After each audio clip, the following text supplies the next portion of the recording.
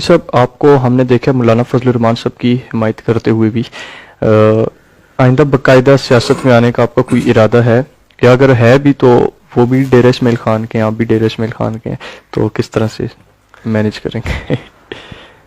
میں نے اپنے طالب علمی زمانے میں حضرت مولانا فضل الرحمان دامت برکاتہم کے خلاف بڑا کام کیا۔ اچھا، میں کچھ ان لوگوں کے ساتھ ہو گیا تھا، یا انہوں نے اب ہمارے برین واش کر لیا تھا، جو بات تو عظمت رسول اور عظمت صحابہ اور عظمت اہل بیت کی کرتے، لیکن نفرت ہمیں مولانا فضل الرحمان سے سکھاتے۔ یعنی میں حیران ہوتا کہ ان لوگوں نے ہمیں مولانا فضل الرحمان صاحب تک کے عزت اچھالنے تک کی باتیں سکھائی، بازاروں میں نعرے لگوائے ہم سے، جلوسوں میں۔ اس کے بعد میں یہ سلسلہ چلتا رہا، کبھی بھی حضرت مولانا کی طرف سے میں دیکھتا کہ ان حضرات کو کوئی رپلائی نہیں ہے، گالی دینے والوں کو بھی وہ عزت دیتا ہے۔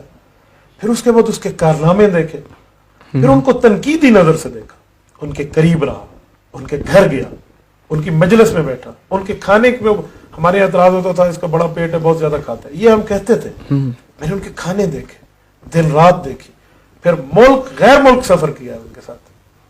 میں مدینہ طیبہ میں روضہ اقدس پر مولانا فضل الرحمان کی معیت میں حاضری دی ہے۔ قائد ملت اسلامیہ کے ساتھ امت مسلمانی کائنات کی وجہ، جن کی وجہ سے کائنات بنی، ان کے دربار میں حاضری دینا یہ کم فضیلت کی بات نہیں۔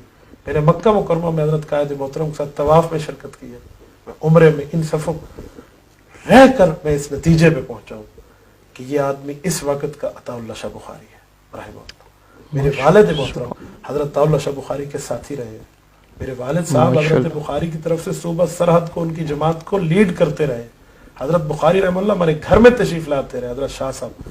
تو جو ہم نے ان کے بارے میں سنا ہے تو وہ میں نے ان کی زندگی میں دیکھا ہے۔ اب مسئلہ یہ ہے، جتنی میں نے ان کے خلاف باتیں کی تھی، اب میں اس کا کفارہ دے رہا ہوں۔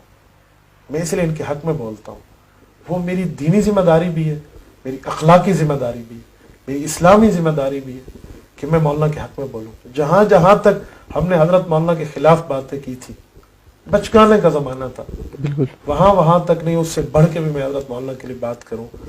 میں اگر دلائل کی بات آپ کریں نا، دنیا میں اس دھرتی پر کوئی دلیل ایسی نہیں بنی جو ہم حضرت مولانا فضل الرحمان صاحب دامت برکاتہم کے حق میں قرآن اور حدیث سے ثابت کر کے صحیح طور پہ پروف نہ کر کے دکھائیں۔ ہمارے مقابلے میں اس دھرتی پہ بندہ نہیں ہے حضرت۔ ہم حضرت مولانا کے سیاسی، سماجی، اخلاقی، دینی اور ان کا عوامی کردار پیش کر سکتے ہیں۔